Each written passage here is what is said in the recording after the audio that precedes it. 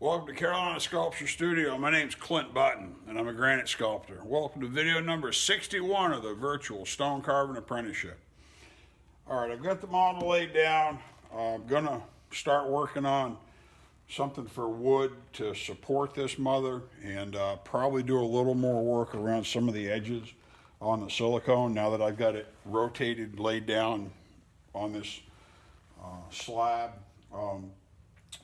During this project, I've been using the die portion of the stone sort of as a table. It's got everything on it, and I never do that. Because I'm going to tool pretty much every surface of this, I've got some insurance against, if there's any little bit of silicone or something like that on it, a little bit of water, if it gets a little bit of rust from a piece of metal on it. Normally stone comes in and I can't get anything on it, but because I'm going to be working this one so extensively, I've got a little bit of liberty. But you have to be careful. You can't get stuff on stone because it doesn't come off. Blood, coffee, Coke, you get Diet Coke in the studio that you like to drink, you spill it, it's going to be a problem. So have to keep the stone really clean. Another thing I wanted to mention, I've been piddling with clay, working on her a little bit. A lot of the books that you will find that talk about doing clay work, they will guide you through it in a way that, you make an eyeball and you make an eyeball round and you put it in the socket and you put stuff over and everything. Okay, that's really great, but we're cutting stone. This is a different world. And if you can only produce shapes, and she's not perfect yet, she's not right, I'm working on her and I'll get her more of what I want her to look like. That's not a priority right now. That's kind of a break when I've got 3 minutes and I want to clear my head and move a little bit of clay. I have to be able to carve that round eyeball in the stone under voluminous, fleshy looking folds of eyelids to make it look real. And so when you're doing your clay, and this is something that if you ever do instructional work where you're working under a sculptor, quote unquote, that sculpts clay, that models clay, that works in plastic media that can be easily changed and fixed and supplemented and reduced and modified and changed and whatever, whether it's an earth clay or a wax-based clay or whatever it is. It's really convenient. And you'll get lulled into thinking, I can fix that while you're in the middle of doing stuff. And you plow that stone off. Okay, buddy, maybe you can't fix it. You're gonna have to push that whole stone back now, a 1/4 inch, 1/2 inch, because you just cut something off because you weren't paying attention and you were thinking in terms of clay instead of thinking in terms of stone. And you have to have, you don't have to have, you ought to get the right mentality to get in your head to where you can recognize, if I go back to that state-dependent learning, you need to be in a place where you're completely undistracted. No, you're in the zone or whatever, but you're in that feeling where, if I empty my pockets, I'm down here in the studio, we finally got down to cool weather, so I got my warm hat on so I don't freeze, because my other hat's nice for headgear because you can wear, your mask over it and it's not a problem. It's a little more aggravating with this, but this hat's a lot warmer. And if you don't wear a hat, you'll have itch. You'll get stone dust in all your scalp and it'll drive you nuts, drive me nuts. So I have to wear a hat that keeps me warm and makes me comfortable. But I've got my comfortable hat. I empty out my pockets, I have my Altoids, I have my routine that I get into, that I do especially when I'm carving stone, when I'm in the studio, and my focus is on stone. It's not on clay. Clay is just supplemental to what I do. It's one of the steps before I get to do the good stuff. Because if you have that mental lapse, like I told you, choose your masters well. There's only enough room in my head for so many people, and I don't want anybody else in there putting on a show or distracting me, because you'll slip doing stone thinking you're doing clay, and there goes some material and you can't get it back. and you might be able to sink it into the stone and pick that figure back up and redo the whole thing because you got to go back to catch it. But the goal is to not make that miscalculation, that mistake in the first place. So practice when you're doing your clay, bulk it up, but spend as much time carving it as you do sculpting or modeling or building it or just mushing it around. Do that to figure out your volume issues, and when you find it right, stop. Just quit.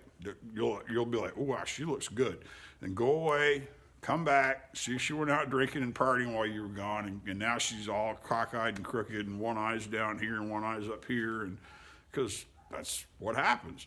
Get her to where she looks good and leave her alone. But you've got to be able to achieve all those nice, fleshy, voluminous details by reduction, not by adding, because all you can do is add. You're going to end up having real problems when it comes to stone. And that's what I see on a lot of videos and a lot of work that people have carved is my suspicion is that they think in clay.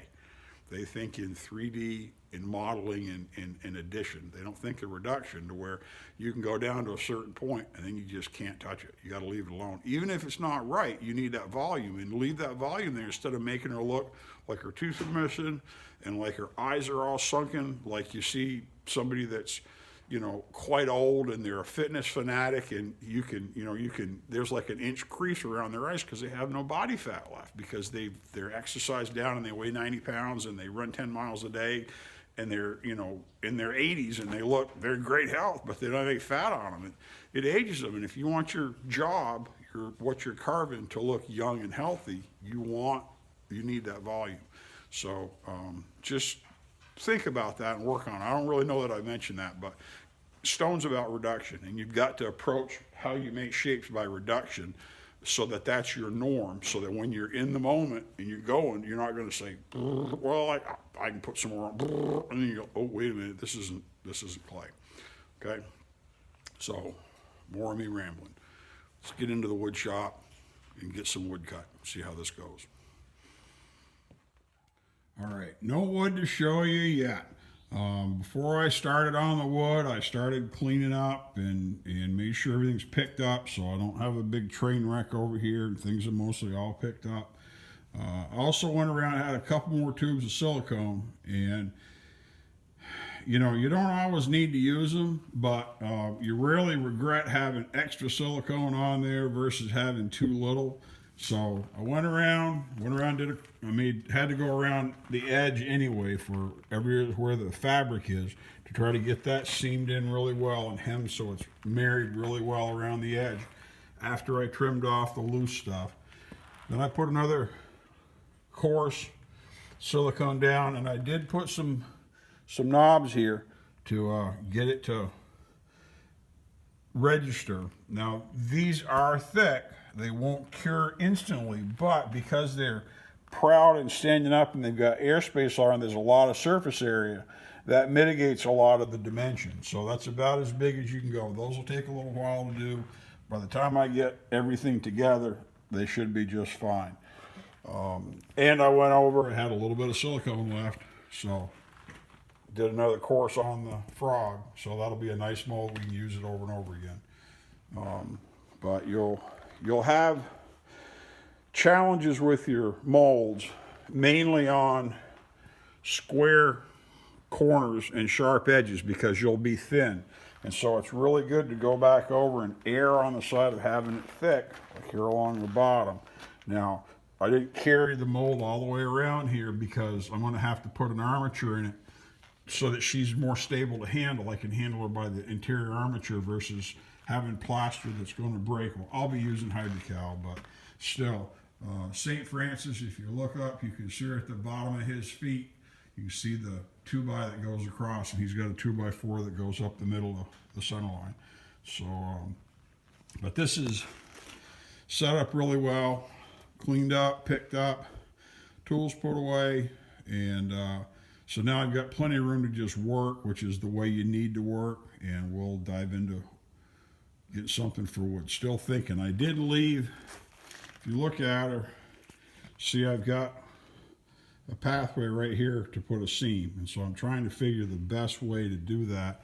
You don't want these register blocks to have too thin of a piece of plaster between them, because they tend to blow out. And it may not be a big deal, but it's better to not have that. But that's why I left the path there. I didn't want to go right on her center line, because we've got this extension on her arm, and so I wanted to sort of split it so we had a strong piece here and then a piece that could be supported, so that her arm can cast okay.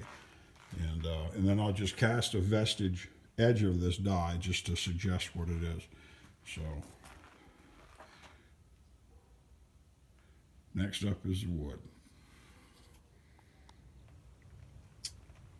The nice thing about having your inventory organized is that you can find it. The problem is when you get too much stuff and you stuff this here and stick that there, you lose track of things. I've mentioned before, I'm not a fan of burlap in models in terms of reinforcement, because generally you can't saturate it well enough to do anything except weaken the actual plaster cast, whether you're using hydrocal or dental stone or regular plaster, whatever. You can soak it in here and it still will tend to weaken it. It will keep the pieces from falling apart. It works a lot better if they're loose fibers. Now you probably can buy chopped fiberglass, which I hate because it's nothing but prickly mess.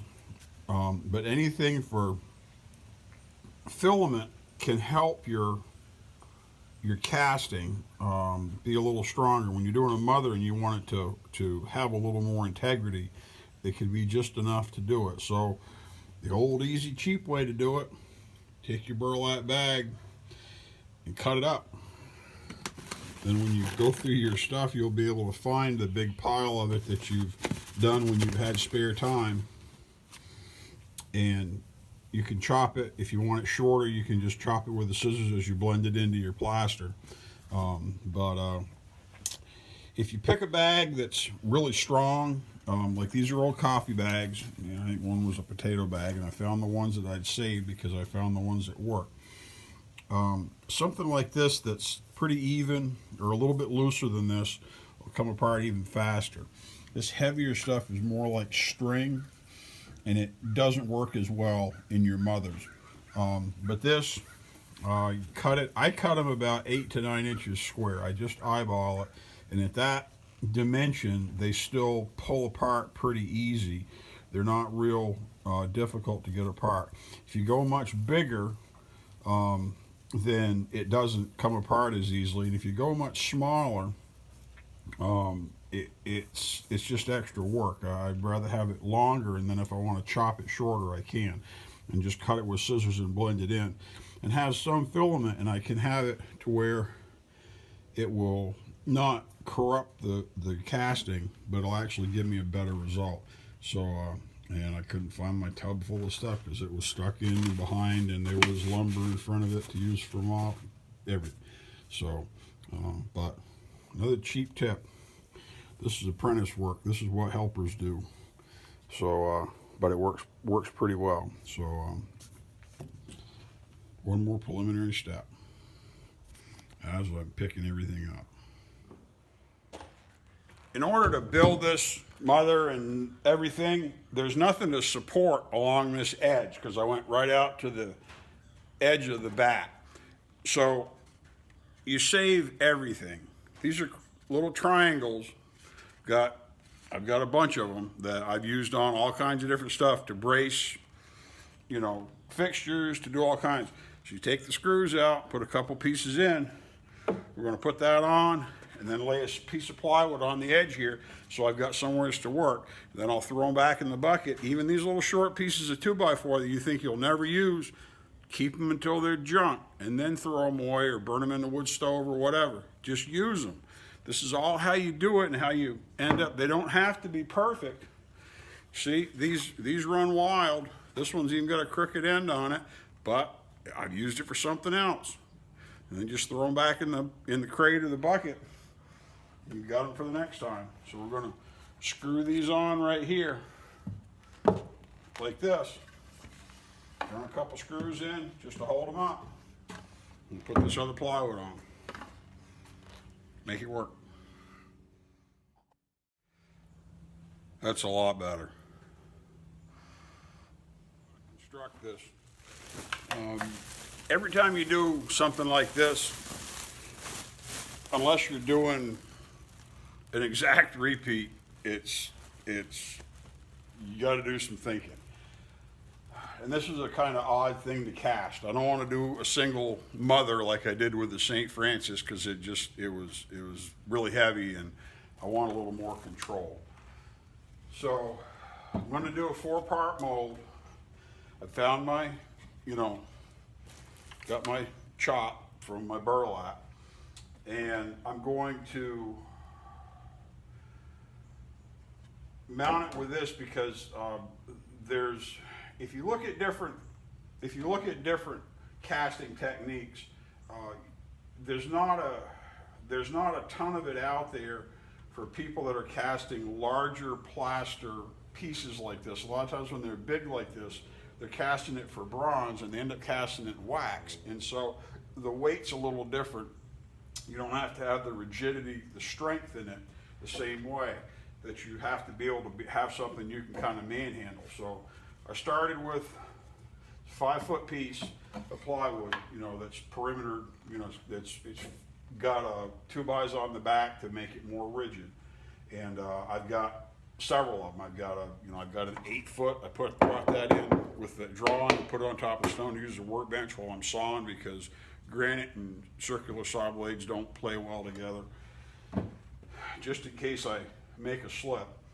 And this will go in the stack after I get done with it, because I've got a 4-foot one and I've got a 6-foot one, and I've got 2 or 3 different ones that I don't know if I've got one bigger than 4 foot. I got a couple smaller ones. I'm not sure I've got a 6 or not. But so I put some outriggers on and just scrap. Put 2 braces along the top. I'm going to mount some vertical pieces in here like this, and to embed in the plaster. I'm going to do it in a way where I can remove these. These are level. They're pretty level with the carpenter's level, across here and this way. And that's as level as the stone is, but I have to be able to turn this over to charge it, and then I have to be able to turn it back over to disassemble it after I cast it. And that's part of the issue, because this will be heavy. This is going to weigh a lot, and it's not something that I'm going to have where I can cut it all up and do small pieces and where it's 100 pounds. This is going to weigh probably at least 200, between 200 and 300 pounds once it's all charged with plaster and the mold and the mother and everything. It's going to be awkward to handle. So, I'll put these on, and I'll have these in a way where I can just remove these straight pieces. I'll probably have to have something across them to support them. I may even go ahead and frame it in like this between them, so that they're very strong, and I can just take this piece off with a few bolts or screws, and then I can unhook this, lift it off, and then I can service the mold, which will be produced in a way that they're bolted together. I have to cast a couple sections, let it cure, then release it, remove the clay between them, and then go ahead and cast the other sections. So, and I'll take this, each one of these verticals, I'll work from, I'll use all my scraps up. I'm going to drill 2 or 3 holes so I can take some of this longer fiber, that's why I like it 9 inches, and press it through so it goes through it. And there'll be a mat here that can adhere into the hydrocal that I'm using, that will help secure these in the mother. And but then when I remove this, they'll just be pieces sticking up. But then I can flip this over. I've got a nice stable surface supporting it that I can do all my work, and it should work pretty well. So just got to think things through and think about further than just the very next step. Keep running some screws and sawing. When you're making your supports, Take some of your jute. This is one reason why if you have chopped, you can't do it. You can do this if your pieces are roughly, you got a lot of them that are 8 to 9 inches long. Tie them in a knot, drill a hole, and then feed it through the hole and pull the knot right into the center. Then this can spread out, capture in your hydrocal really well. It'll anchor them really good. Just drill them because they're apt to split. They're short pieces of, cheap lumber. So, but that's what I do. Then we'll be able to just take these all out and keep on going.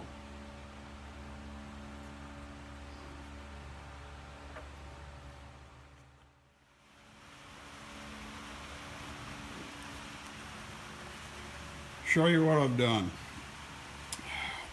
Just for a quick overview, this is what I used. I didn't need 2 drills, but I had one with a wood bore bit and one with a regular bit to drill for the screws. So a drill and driver and just a circular saw and some screws.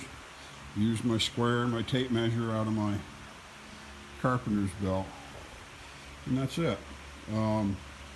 Made like 2 cuts on the bandsaw that I could have done with something else, but it was quicker on the bandsaw. Went ahead and got all these mounted. I braced these because these will be dangerous to break off. We'll have to reinforce them fairly well once they're in. As I pulled it together, I took screws out of the bottom, so these have got a little bit of flex to them. They can pivot back and forth to bring them together. And I may put another brace in here after I do the plaster, but for now it's kind of where they need to be. I did brace this pair, and this pair, and you can see that it's right up against the top frame, and this top frame is butted against this one, and it's butted against that one, so it should fit in one place. The good place to do would be to put another one like right here, and then there's only one place for it to be. After it's all done, when I get the plaster in here, I'll probably put one more brace either right here or on the other side, and then put a plate on the top, and then it just, same thing with up here, just put a piece of plywood across the top, and it just sets right on. All the screws, I did start them on this side, but they're kind of an aggravation to reach. It's easier to service them from the outside. So once this is all together and braced, then I could transfer them one at a time to the other side, so they're all from the outside. And these are just here to hold it in place until I get the plaster set, because this is holding it up and suspending it. I'll fray all these out real well to get good coverage. This was a little close in here in this dam, so I moved the dam. It's not a big deal, but should be able to take out 8 screws. Gonna move these over as well, missed those. Gonna bring those to the outside. 8 screws on both sides and lift this right off, and that'll allow me to have 4 separate pieces. And I should be able to have fewer bolts connecting the pieces once I cast it, once I do the mother, instead of having to have a lot of hardware. Boy, nuts and bolts will wear you out. You buy stainless, carriage bolts or slow bolts to put this together, and they'll add up really quick. They don't rust, they're nice to have, but they get expensive. So, but I think that'll probably wrap this video up. This should make a pretty good mother and good chassis. We should be able to take, once everything's cast, we can take these off, and we should be able to invert it without any trouble. It should turn over fairly well and be as stable as anything we can get, and then be able to handle it. I'll still probably try to support it more. It won't just rest on these 2x, but I'll build up around these 2x, and it should be really strong. So that's about it. And I'll probably put something underneath here just to close that up, whether it's another piece of foam or some clay. So this clay's fast and easy. So anyways, one more video working on the mother for the corrected full-size, full-length model for the bas-relief angel. My name's Clint Button here at Carolina Sculpture Studio with the virtual stone carving apprenticeship. Thanks for coming in.